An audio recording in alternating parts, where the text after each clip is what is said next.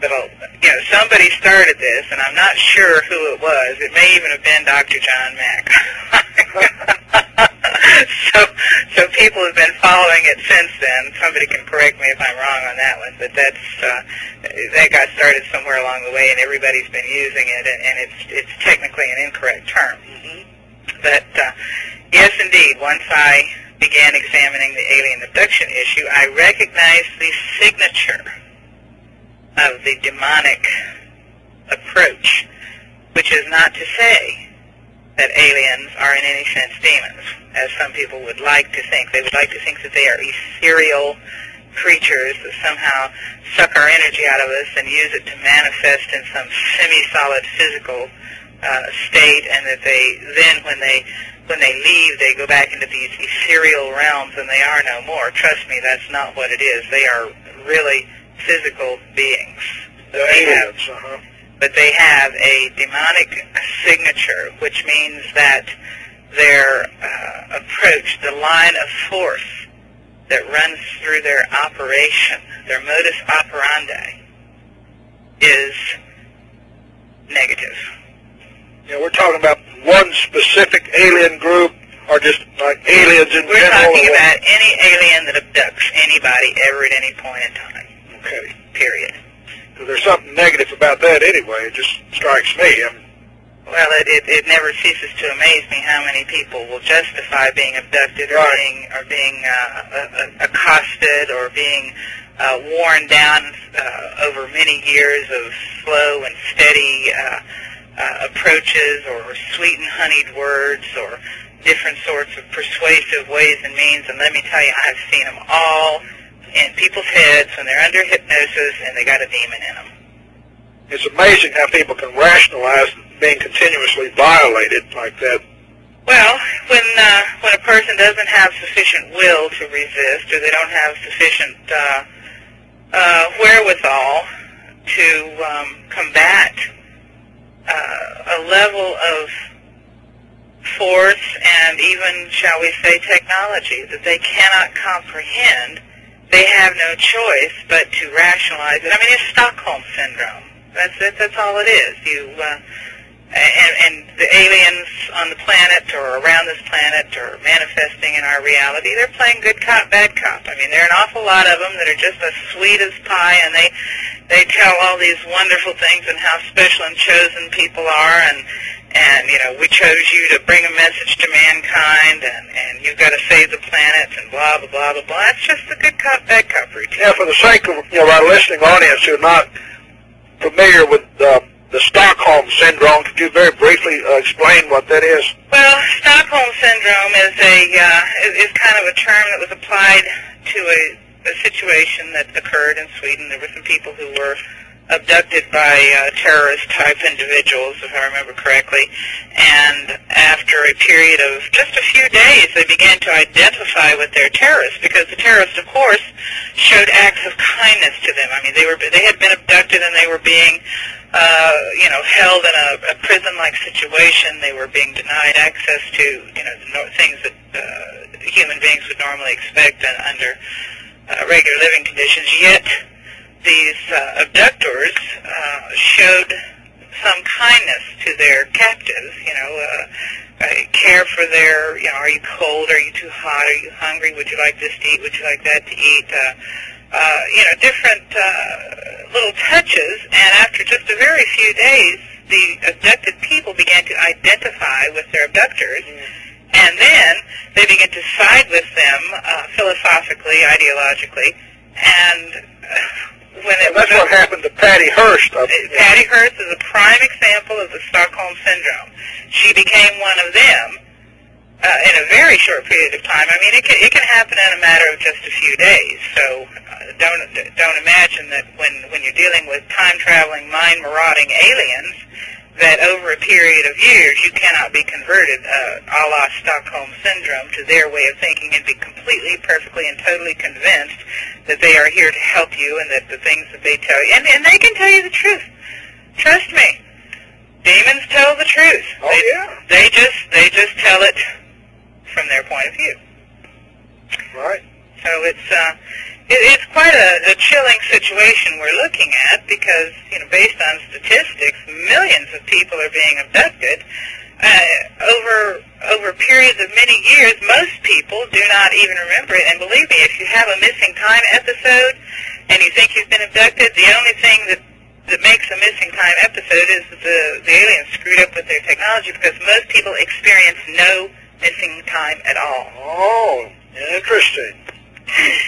Now, you think that the great majority of people who have been abducted just have no missing time episode? Right. They have no symptoms whatsoever, except they have symptoms, but they don't have symptoms in terms of saying, oh, I'm missing time. Missing time is when there is a glitch in the process, and the point of time from which you see what they do is they have like time locks. They extract you from a point of time, and they reinsert you at that precise point where they extracted you, so that if it's done properly, you don't experience anything at all except perhaps some physical symptoms, or you have nightmares, or you have strange dreams, or you have post-traumatic stress symptoms. Any numbers of physical, mental, emotional things can result from these abduction processes. Yeah, I remember I've been reading Dolores Cunningham's book on abductions, her last book, I believe. She said, these alien beings, they have this control over time itself. Time lords. Yeah, and this is the first time I've ever heard anybody present this theory that missing time is just an alien glitch. Oh, that's true. I can assure you of that. And this is not just something that has come out of somebody's head just because I've had them under hypnosis.